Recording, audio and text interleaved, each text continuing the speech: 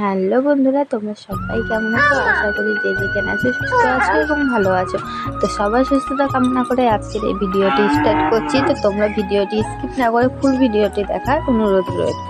জানি আওয়াজ হচ্ছে, প্লিজ তোমরা একটু ম্যানেজ করে নিও, কারণ সকালবেলায় ভয়েসটা দিচ্ছি তো ওই জন্য রাত্রে দিতে পারিনি গো, শরীরটা খুব খারাপ। আর এই যে ভিডিওটা দেখছো, এটা কিন্তু আমি শুরু করেছি কখন থেকে বলো তো? দুপুর থেকে। তাই আমার মনটা না প্রচুর প্রচুর খারাপ ছিল, জানো তো। সত্যি একটা বিয়ে হয়ে গেলে একটা গৃহবধূ মানে গ্রামের বউদের নিজের জন্য মানে কিছু করার জন্য মানে অনেক অনেক অনেক কিছু ভাবতে হয়।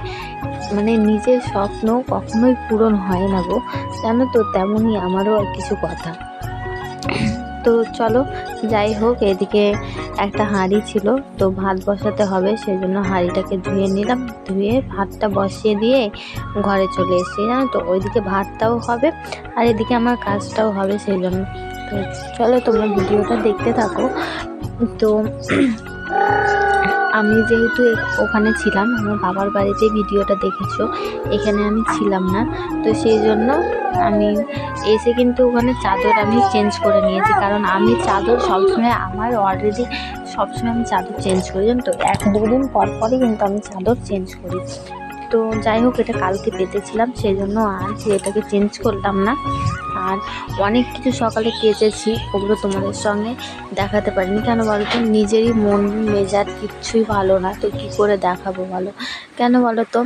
কারণ প্রতি বছর আমার বার্থডে সেলিব্রেট করা হয়, জানো তো।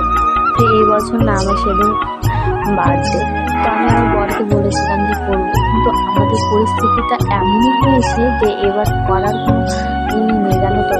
দিয়ে তখনকার আমার ভাবতে অনেকটাই কষ্ট লাগছিল। আমি বলছি না হলে একটা ছোটো দেখে কেক তো এনে দিতে পারতে, এরকম করে বলছিলাম। কিন্তু তোমাদের দাদা ভাইয়েরও কিচ্ছু করার ছিল না যে ও এনে দেবে আমাকে, জানো তো। কারণ অনেকটাই পরিস্থিতি আমাদের খারাপ চলছে এখন। যাই হোক, তো জানি না হবে কি, তো সেই জন্য মনটা প্রচুর খারাপ, কোনো কাজে মন লাগছিল না। তো আমি বলছি বসে থাকলে তো হবে না, এই ঘরগুলো যেহেতু আমি ছিলাম না, এতদিন নোংরা ছিল, এগুলো মোছামুছিও করতে হবে, ওই জন্য কাজে লেগে পড়েছি। আর এগুলো সব কিছু গুটাতে আছে, জানো তো। আমি এগুলো আগে মুছে নিই, তারপর সব কিছু গুটাবো, আবার কাজ করব। আর যেদিন আমি ভয়েসটা দিচ্ছি সেদিন আমাদের এখানে প্রচুর ঝড় বৃষ্টি, জানো তো। সেই জন্য রাতেও কারেন্ট ছিল না, আর গরমের মধ্যে না আমার মাম্মাকে নিয়ে আমি ভয়েসটাও দিতে পারিনি। তো যাই হোক, এদিকে আমি বাসন যেগুলো ছিল ওগুলো কলপারে রেখে বাসনগুলো ধুয়ে নেব। আর আজকে 2টো তরকারি রান্না করব। কেন বলো তো? মন মেজাজ ভালো না যে অনেক কিছু রান্না করব। তো যাই হোক, এগুলো সব কিছু আমি এখন ঠিক করে নিয়ে ঝাড় দিয়ে চলে যাবো। তো সবজি কাটতে হবে, যেহেতু আজকে মাছের ঝোল হবে। আর আজকে যে মাছগুলো নিয়েছে, এত মাছগুলো ফুটছিল, এত তোমাদেরকে বলে বোঝাতে পারবো না। দেখো, এদিকে মাছের ঝোল করার জন্য আমি এদিকে পেঁয়াজগুলো কেটে নেবো, পেঁয়াজ আলু কেটে নেবো, আর করবো করলা ভাজাটাও কেটে নেবো। আর আমার মামার না খুব জ্বালা ছিল, সেই জন্য কি বলবো, যে এতটা ভিডিও করেছি, এটাই আমি কি করে বলবো। মানে এখানে ভিডিও করতে আমার প্রচুর অসুবিধা হয়, তাও আমি তোমাদের জন্য সত্যি বলছি করি। আর ওইদিকে আমার মামার জানো তো, আমার যেহেতু গরু আছে, তো জাতি আছে, তো ওইখানে চলে যাচ্ছে। বারবার ওকে ডাকছি, তাও ও শোনে না, ওখানেই যাই। যাই হোক, তোমরা ভিডিওটা স্কিপ না করে দেখতে থাকো। তো ওকে ডাকলাম, ডাকার পরে দেখো চলে এসে। আর ওইদিকে আমার ভাতটাও ফুটে গেছে। আমার ভাতটা হয়ে গেলে ভাতটা নামিয়ে মাছটা করে নেবো।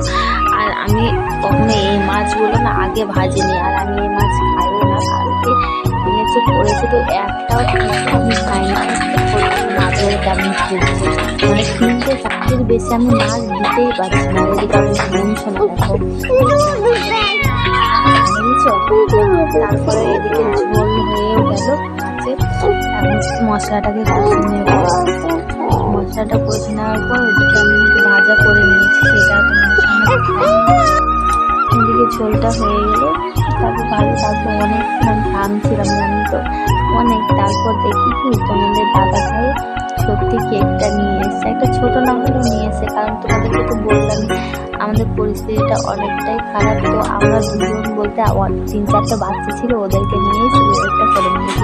আর আমার বরের দিকে দেখো পাবজি খেলছে, ওর তো কোনো ইয়ে নেই। ও বলছে তুমি করো, কাউকে বললে না, কিছু না। যে সেই জন্য তাও যাই হোক বার্থডে সেলিব্রেটটা করতে পেরেছি সেটাই। এদিকে আমার মাম্মাম দেখো, ওকে বলেছি তোর বার্থডে, তাই ও ওইদিকে সবাইকে খাওয়াচ্ছে। মানে তুমি বললাম তো 2-3টে বাচ্চা নিয়ে করেছি সেই জন্য। এবার আমি ওইদিকে সবাইকে একটুখানি কেক খাইয়ে দেবো। তো আজকে ভিডিওটা কেমন লাগলো অবশ্যই কমেন্ট করে জানিও। তোমরা কমেন্ট করছো না, কমেন্টে জানিও কেমন হচ্ছে ভিডিওগুলো। এদিকে দেখো আমার বড়টা কেক খাইয়ে দিলাম, মাম্মামকে খাইয়ে দিলাম। যদি ভালো লাগে ভিডিওটা প্লিজ পাশে থেকে সাবস্ক্রাইব করে টাটা বাই বাই।